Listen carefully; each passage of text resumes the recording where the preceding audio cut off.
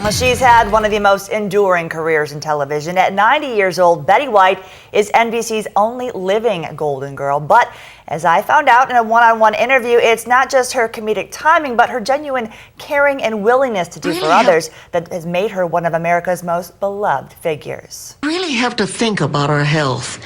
Doctors say a glass of wine a day can extend your life. Cheers. Looks like we're gonna live forever. America's love affair with Betty White is still burning strong. You are 90 years old, as graceful and as beautiful as ever, and your career is thriving. What is your secret? I have no idea. I'm so thrilled to still be in this wonderful business.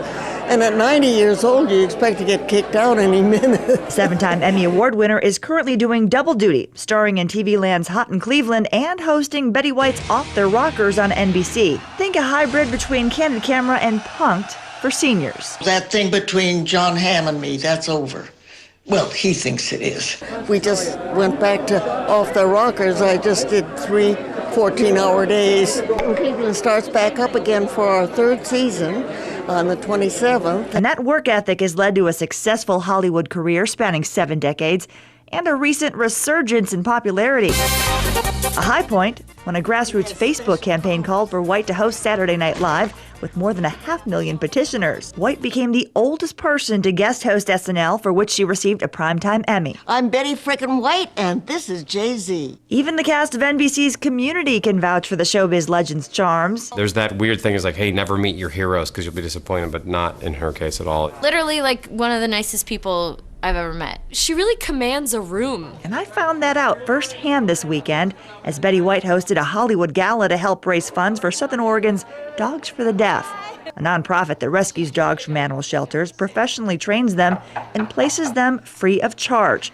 with people with disabilities, including the hearing impaired and kids on the autism spectrum. You're taking dogs out of a shelter. You're giving them a home. You're giving them a job. For me, it's been 20 years of a whole lot better sleep because I have an animal that is going to alert me to someone who's knocking on the door, to the fire alarm. And she broke the silence that kept me isolated. Dogs for the Deaf does not charge the recipients any money at all, so it is a level playing field. All of the money to train the animals comes from fundraising. White hosted the fundraiser at the historic Sportsman's Lodge. And I'm going to hit you up.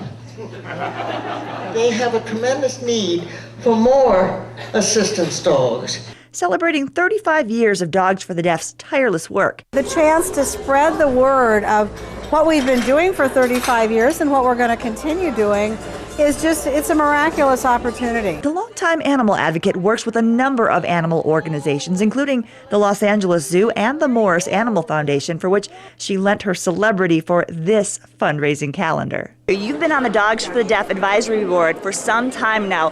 Where does that passion for animals originate? Oh, in the womb. My folks were the same way. And I think Dogs for the Deaf do such a wonderful job.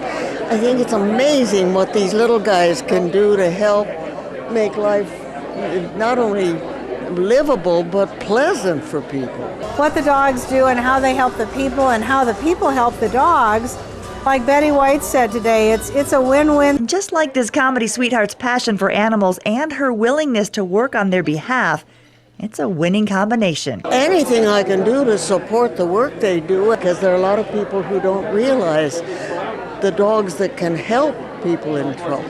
And it's anything I can do to spread the word, I will. Oh, you are a hero. Thank you so much. Thank you, darling.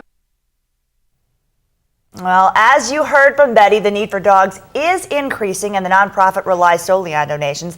Dogs for the Deaf is a finalist to win $10,000 from Purina in an online contest, and you can help without spending a dime by logging on and voting at the link on your screen. The voting ends on August 20th. Betty White just called you darling. That's pretty cool. I'm just thrilled. I'm still kind of shaking to be in her presence. When I grow up, I want to be a class act like that.